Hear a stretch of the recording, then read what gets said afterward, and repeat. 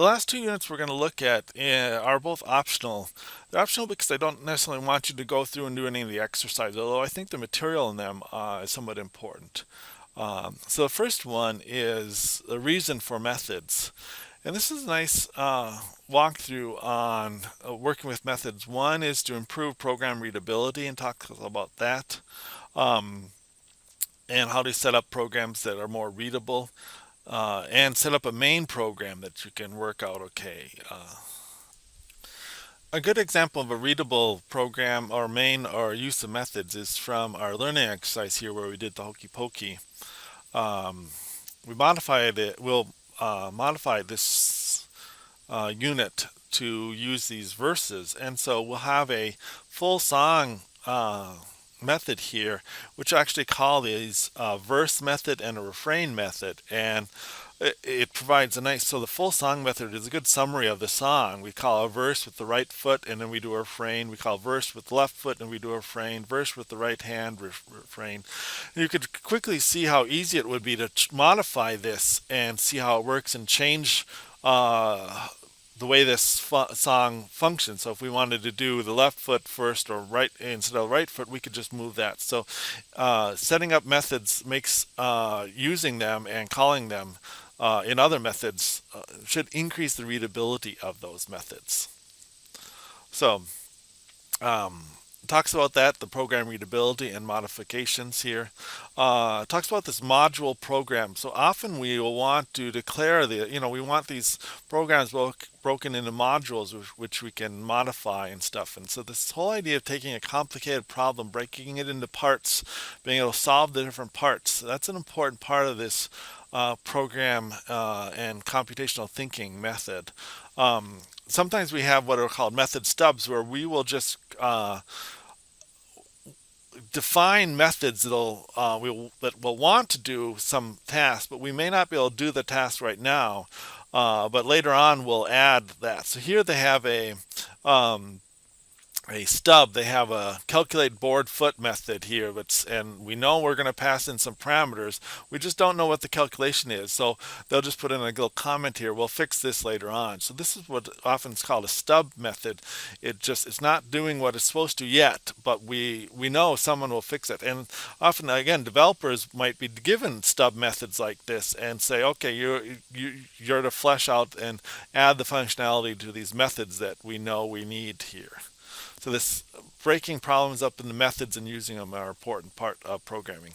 Now there's some in this code, there's some code we haven't seen yet. So some if-thens and switch statements. So one of the reasons I've made this optional is because some of this code is complicated, hard to understand. But you can feel free to read through it and hopefully understand some of this material. But again, this is optional because I don't expect you to do any of these exercises in this task. The same with the next one, 310 on the this.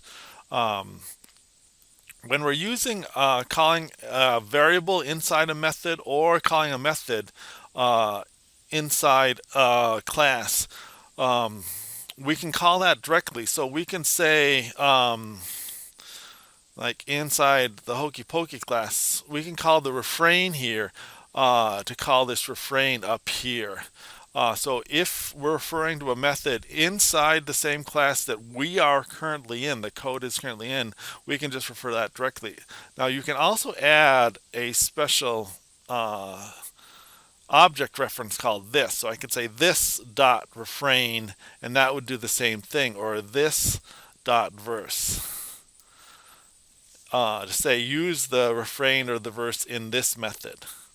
So that's an implied object, and every object is the this object.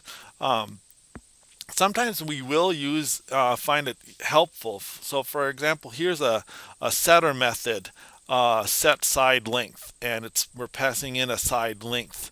But inside this method, we also have a variable called side length. Now there's two variables both called side length. One is a parameter and one is a field in this method.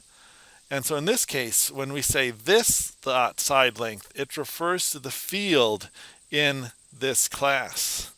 If we just say side length, without a this or any reference in it, it looks for the closest variable. So in fact, it'll first look for anything declared in this method that's called side length, and there is a parameter called side length.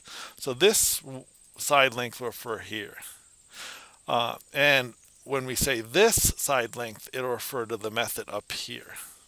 We'll get more into this when we talk more about scope later on and how variables are defined. So by default, when we refer to a variable, it's going to look first in our method and then in the class itself. But again, this is a nice reference. Also, when we're declaring constructors, sometimes we'll want to use this. So if we have two constructors, we can have one constructor call another constructor using this sort of method. So here we've got a constructor with some initialization, and we have a generic constructor, and it is actually calling the previous constructor with these initial values, and it's just saying this, which will call the constructor. So again, you'll see code that uses this. You can generally avoid using the this object in nearly every case, but again, you'll see some people find it easier to use that and work with it. And then the simulation walks through how this works. But again, this is all optional. You don't have to do any of this stuff. I just wanted to make sure you're familiar with this implied object.